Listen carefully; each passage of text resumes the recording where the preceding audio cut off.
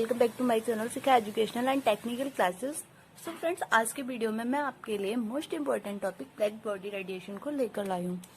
सो friends, without time waste किए हुए हम अपना वीडियो स्टार्ट करते हैं। बट अगर अभी तक आपने मेरे चैनल को सब्सक्राइब नहीं किया है तो नीचे रेड आइकन दिख रहा होगा, उस पर प्रेस करके मेरे चैनल को सब्सक्राइब कर लीजिए एंड जो आपको बेल आइकन दिख रहा है उस पर प्रेस कर लीजिए, जिससे मेरी न्यू अपडेट्स आपको मिलती रहे। So friend, black body radiation, इसमें जो आपको ये जो ब्लैक ऑब्जेक्ट दिख रहा है फ्रेंड्स, फर्स्ट हम इसकी डेफिनेशन देख लेते हैं, फिर मैं आपको डायग्राम के थ्रू समझाऊंगी। ब्लैक बॉडी वह वस्तु है जो उन सभी प्रकार की तरंगदैर्घ्य वाली रेडिएशन को जो उस पर गिरती हैं या आपतित होती हैं कम्प्लीटली एब्जॉर्ब कर लेती है। रेडिएशन या तो रंगीन हो या रंगहीन हो, ब्लैक बॉडी ना तो उसे ट्रांसमिट मतलब अपवर्तित करती है और ना ही परावर्तित करती है, इसलिए हमेशा ब्लैक दिखाई पड़ती है। मतलब ये क्या बोल रहा है कि जो ये ब्लैक मटेरियल आपको दिख रहा है, जब इस पर कोई प्रकाश की किरण या प्रकाश की रे पड़ती है, जो ये ब्लैक बॉडी है इसको कम्प्लीटली एब्जॉर्ब कर लेती है, मतलब इसका कम्प्लीटली अवशोषण कर लेती है। और जब कोई प्रकाश की किरण इसके अंदर जाती है तो ना तो ये इसे अपवर्तित करती है और ना ही परावर्तित करती है, बस इसे कम्प्लीटली एब्जॉर्ब कर लेती है। वो रंगहीन हो या रंगहीन हो, बट इसे कम्प्लीटली एब्जॉर्ब करती है।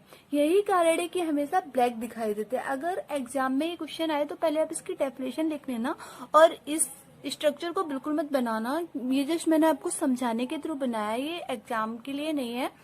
सो फ्रेंड्स, सबसे पहले इसकी डेफिनेशन लिख लेना, मैंने अभी डेफिनेशन ही बताई है। देन ये ब्लैक बॉडी को कॉम्पल रेडिएटर भी कहते हैं। ब्लैक बॉडी द्वारा विकिरण की गई ऊर्जा, ब्लैक बॉडी की जो विकिरण ऊर्जा होती है, विकिरण की गई जो एनर्जी होती है, ये बहुत अधिक होती है। यह ऊर्जा ब्लैक बॉडी के टेम्परेचर पर, जो ये एनर्जी होती है ब्लैक बॉडी का टेम्परेचर कितना है उस पर डिपेंड करती है।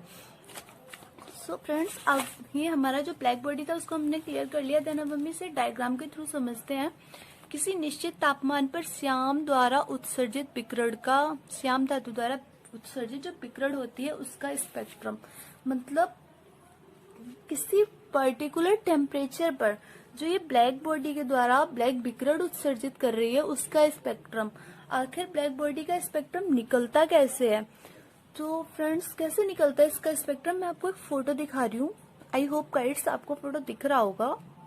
पहले के जो साइंटिस्ट थे वो कैसे ब्लैक बॉडी रेडिएशन निकालते थे। यहाँ पर जो एक पिक में जो ये आपको प्रिज्म दिखाई पड़ रहा है, जो आपको ये प्रिज्म दिखाई पड़ रहा है, ब्लैक बॉडी से जो रेडिएशन निकलता है तो उसे हम इस प्रिज्म से होकर गुजारते थे, और गुजारने के बाद हम इसे गैल्वेनोमीटर या फिर जो भी स्पेक्ट्रोस्कोपी हो उसके थ्रू हम स्पेक्ट्रम को देखते थे तथा उसके बाद ही लोग डायग्राम बनाते थे। तो फ्रेंड्स, आपको समझ में आ गया होगा कि जो ये स्पेक्ट्रम हमें प्राप्त हुआ है ये निश्चित टेम्परेचर पर है, मतलब जो है ये इसका पर्टिकुलर टेम्परेचर है। ये वेवलेंथ और एनर्जी डायनेसिटी, मतलब वेवलेंथ, तरंगदैर्घ्य और ऊर्जा घनत्व के भी संबंध दर्शा रहा है। ये लैम्डा मैक्स देख रहे हैं ना, ये जो आपको लैम्डा मैक्स दिख रहा है इसमें तरंगदैर्घ्य का मान है वो उच्च है, वो हाई लेवल का है, जिसकी वैल्यू सबसे ज्यादा लैम्डा मैक्स, मतलब इसकी जो वैल्यू है सबसे ज्यादा 6000 के कलर, मतलब ये जो है वो कलर को दर्शाता है। देन क्या लिख रहा है, ये ब्लैक बॉडी के द्वारा किसी निश्चित टेम्परेचर पर उत्सर्जित रेडिएशन की स्थिति कभी एक समान नहीं होती। उस निश्चित तापमान के लिए एक निश्चित तरंगदैर्घ्य ऊर्जा का मान न्यूनतम होता है। मतलब क्या बोल रहे हैं, हम एक एग्जांपल लेते हैं लोहे की रॉड का। जब हम कोई लोहे की रॉड को आग में जलाते हैं तो एक कंडीशन ऐसा आता है कि वो रेड हो जाता है, जो उसका लैम्डा मैक्सिमम, जो उसका लैम्डा मैक्स होता है, इसी को हम बोलते हैं लैम्डा मैक्स। मतलब जो इसकी इंस्टी कभी एक समान तो होती नहीं है। तो जो आप देख रहे हो कि जो आपको ये ग्राफ दिख रहा है ये ऊपर से नीचे की ओर आ रहा है, एक समान नहीं है। तो ये जो जस्ट एग्जाम्पल है, एग्जाम में मत लिखना। ये जो लोहे की रॉड है ये कुछ समय के लिए रेड हो जाती है, तो उस समय जो लैम्डा मैक्स है उसका मान जो है वो उच्च होता है। लेकिन जब ये अलग अलग आपको टेम्परेचर दिख रहे हैं, लेकिन जब अलग अलग ये टेम्परेचर, अलग अलग टेम्परेचर पर अलग अलग प्रकार के स्पेक्ट्रम प्राप्त होते हैं।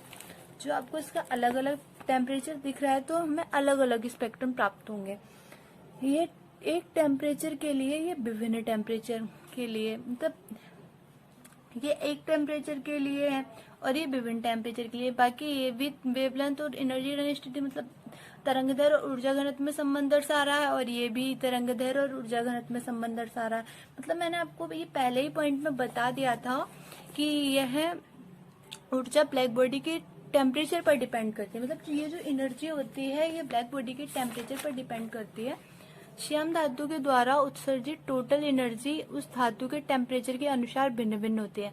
मतलब जो ब्लैक बॉडी होती है उसके द्वारा उत्सर्जित जो एनर्जी होती है उस वस्तु के टेम्परेचर के अनुसार भिन्न भिन्न होती है। स्ट्रक्चर में दिखाई गई स्पेक्ट्रा को ब्लैक बॉडी रेडिएशन स्पेक्ट्रम या ब्लैक बॉडी रेडिएशन कर्व कहलाता है। सो फ्रेंड्स, चाहिए था ब्लैक बॉडी रेडिएशन, हमने इसको कम्प्लीटली पढ़ लिया।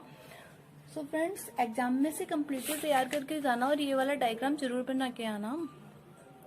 So friends, if you like my video then subscribe my channel. Also do like, comment and share. Never forget to press bell icon and never miss an update. Thanks for watching my video.